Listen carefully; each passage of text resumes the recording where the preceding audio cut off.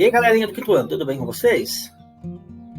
Hoje o tio vai continuar a série dos vídeos falando sobre os movimentos especiais do jogo de xadrez. Lembrando que esses movimentos especiais são movimentos que saem um pouquinho da regra, fogem um pouquinho da regra dos movimentos normais do jogo, né?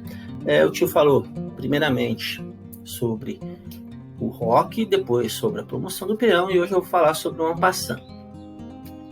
E o que acontece é o seguinte, como o tio já disse nos vídeos anteriores, o roque é um movimento especial que ele é aconselhável de se fazer e preferencialmente no início do jogo.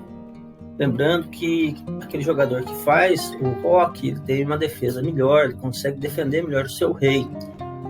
E em 90% dos casos, a pessoa que faz o roque, ela tem mais chance de vencer. Quer dizer que vai vencer, mas tem mais chance. E o jogo, a partida onde os dois jogadores fazem o roque, geralmente demora mais para terminar de quando não se faz o roque.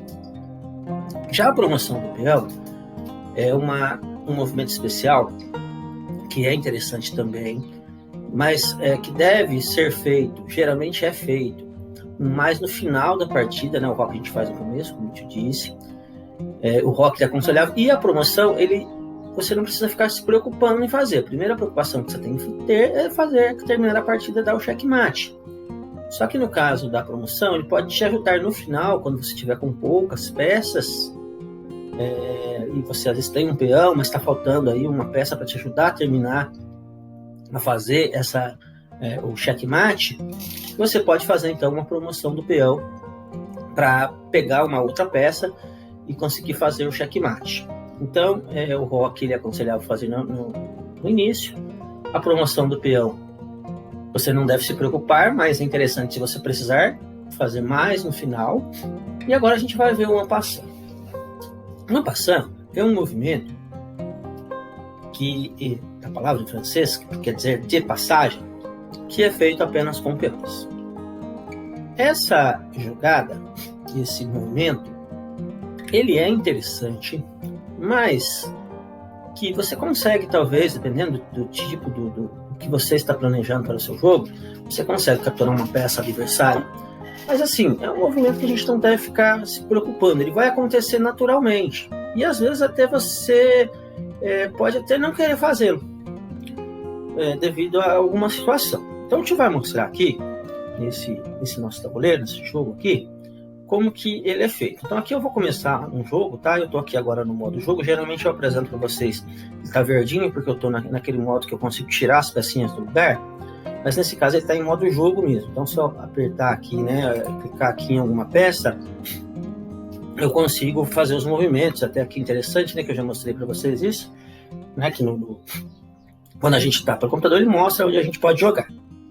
E aí, neste caso, então, eu vou jogar com o meu peão, tá? E vou tentar aqui fazer um lance onde a gente vai ter um en passant, só para a gente conversar um pouquinho, para eu te falar um pouquinho sobre esse movimento para vocês. Então, o en passant é um movimento que acontece com os peões. Então, o que vai acontecer? Por exemplo, vou fazer um movimento aqui com esse peão, vou andar 2 casas.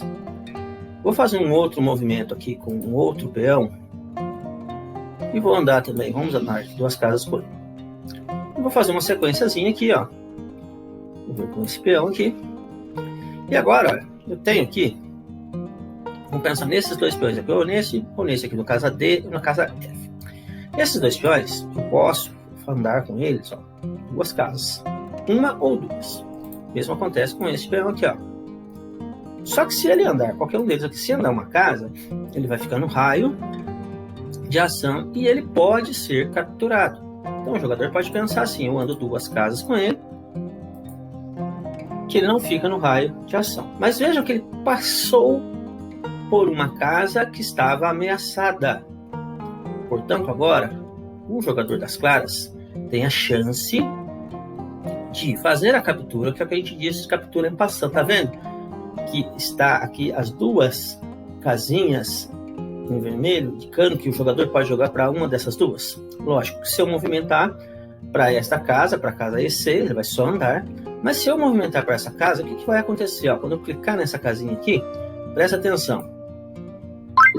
Foi retirada essa peça, ou seja, ele fez uma captura en passant, ou seja, de passagem, porque o peão passou por uma casa ameaçada. Certo?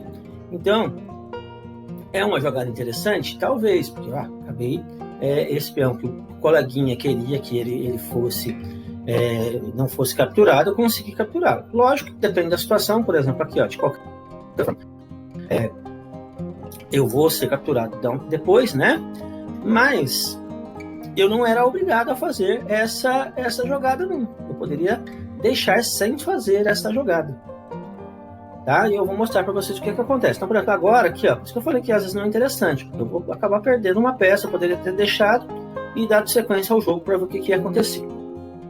Vamos fazer aqui, ó. Qualquer peão, tá?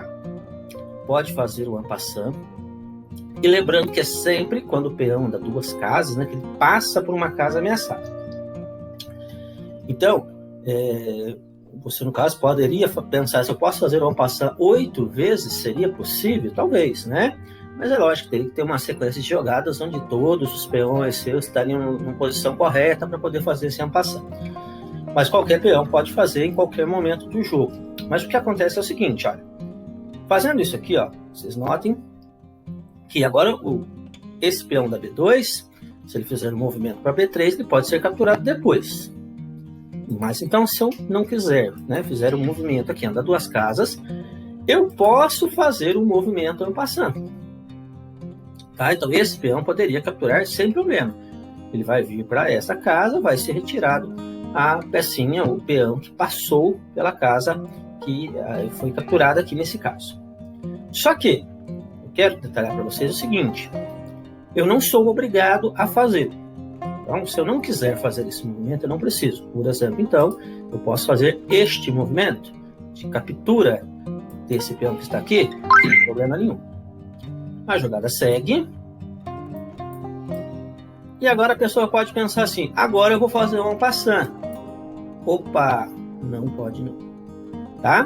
O en passant tem que ser feito logo depois que o jogador andou com o peão duas casas, se você tiver, lógico, colocado, com esse peão colocado aqui para capturar, na posição correta para capturar. Certo? Então você não pode falar assim, vou fazer uma passant depois, não. Tem que ser feito na próxima jogada. Se você não fez, você perdeu a chance. Aquela história, né? Ele estava escondido, né? A brincadeirinha é essa. O peão estava escondido, ele não viu, tentou passar correndo sem que o outro percebesse.